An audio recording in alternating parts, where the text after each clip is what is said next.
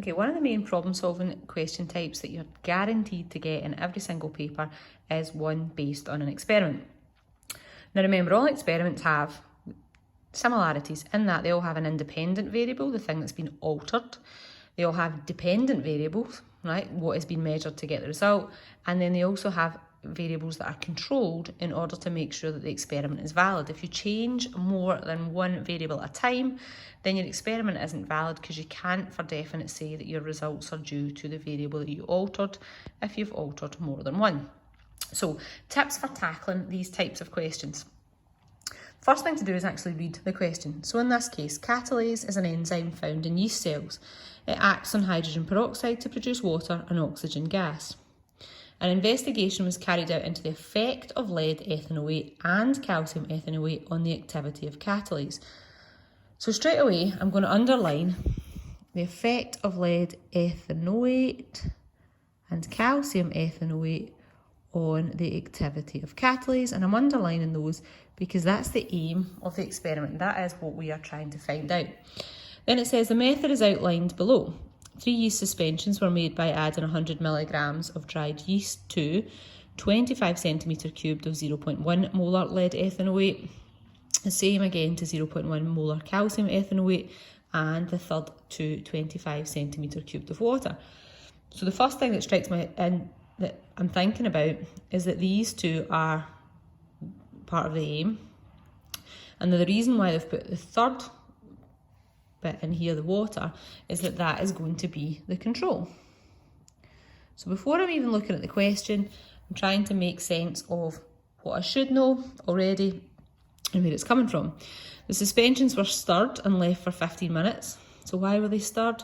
They're stirred to mix the yeast with the suspensions, and then for 15 minutes to allow the yeast to work on the hydrogen peroxide. And then it says separate solution syringes were used to add 2 centimetres cubed of each yeast suspension to 5 centimetres cubed of hydrogen peroxide in 3 identical containers, and then the volume of oxygen produced in each container was measured at 10-second intervals. And then we've got a results table. So we've got our time intervals down the side, yeast and lead, yeast and calcium, yeast and water, and the volume of oxygen produced. So the first thing that I'm looking at is that over time, I can see that oxygen is being produced. The yeast and the lead is producing the least. Yeast and calcium seems to be producing very, very similarly to yeast and water. So this is our control. This is when there is nothing there, right? And actually these numbers are reasonably similar. Okay, so that's me making sense of all of the information that's there first, and that's what you want to try and do in these types of questions. So let's have a look at what they're actually asking. So explain, so that's a command word, and that means that we need to give a reason. So it's saying, give me a reason why it was good experimental procedure to leave the yeast suspensions for 15 minutes before adding to the hydrogen peroxide. So that's to allow time for the solutions to have an effect on the yeast, or time for the yeast to become active or to produce the enzyme. So I might write to allow time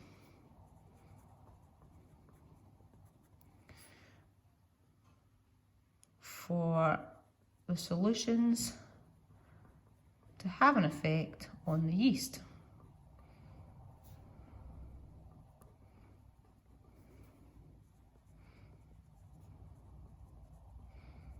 Okay, the next question is common, and lots of people make mistakes in this one because it says suggest 2 variables, and the key bit here is that are not already mentioned.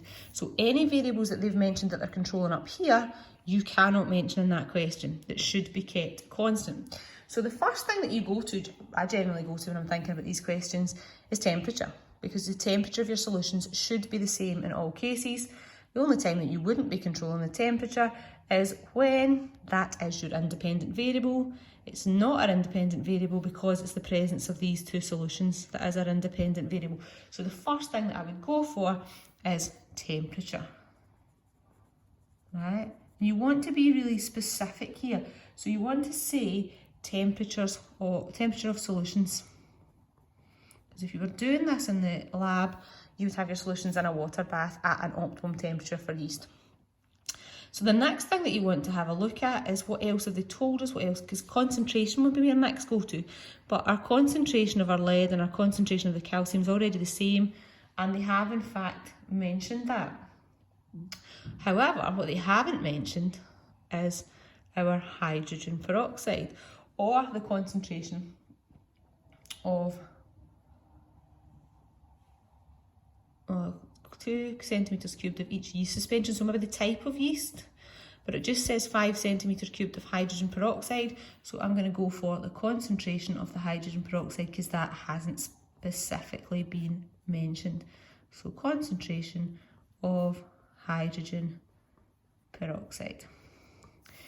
Now explain, next question again, so your command word is explain, that means give a reason. So explain how the yeast suspension in water acts as a control. So remember, a control is an exact copy of your experiment with the factor that you think is causing the results removed. So in this case, it's the presence of the lead or the calcium ethanoate that should be causing the results, so we want that removed.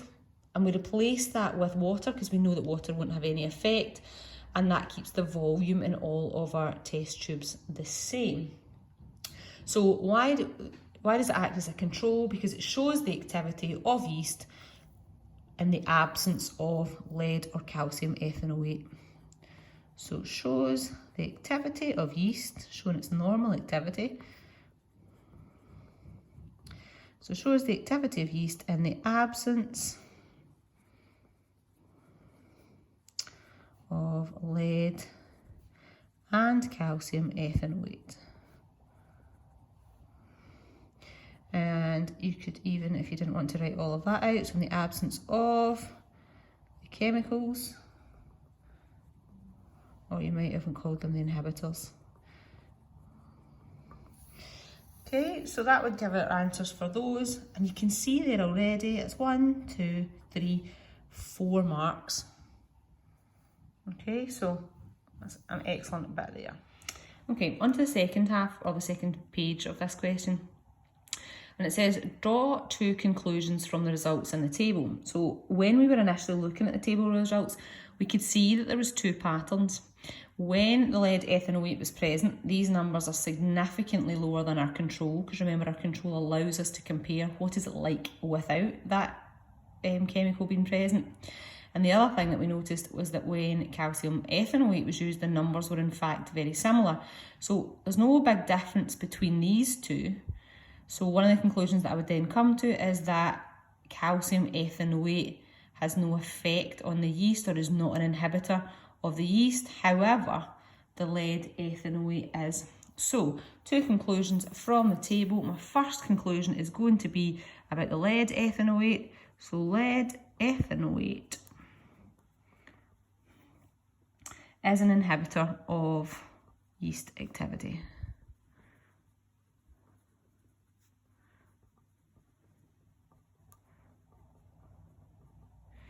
And then my other one is going to be about the calcium ethanoate. So calcium ethanoate is the opposite, it has no effect because the numbers are very, very similar to the control.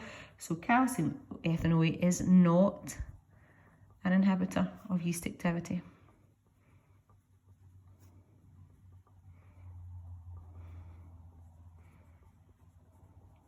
Okay, so again, 2 marks for coming up with that.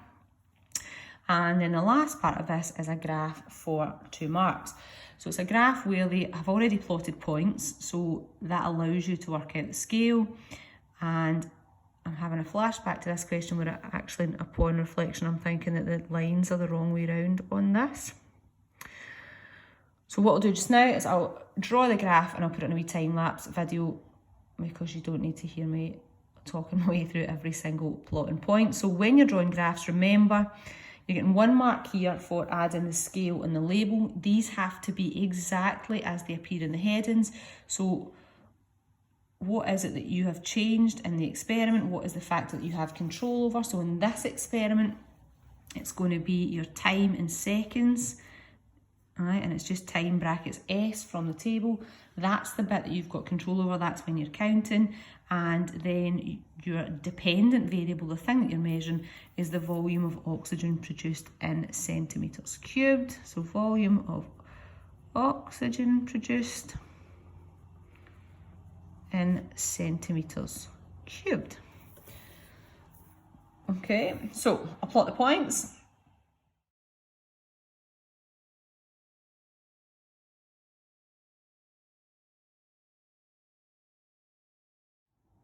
So hopefully that's helped tackling this type of question. I've now put 3 of the exact same type of question. Enzymes lend themselves really well to this style of question where they can ask you about variables, and the other questions that pop up is how do we make results reliable. And at higher level, we're looking for that extra bit of detail, not just repeat the experiment and average the results, but repeat the experiment at each temperature or repeat the experiment at each pH. Just whatever the experiment is asking about, repeat at, and then give that level of detail.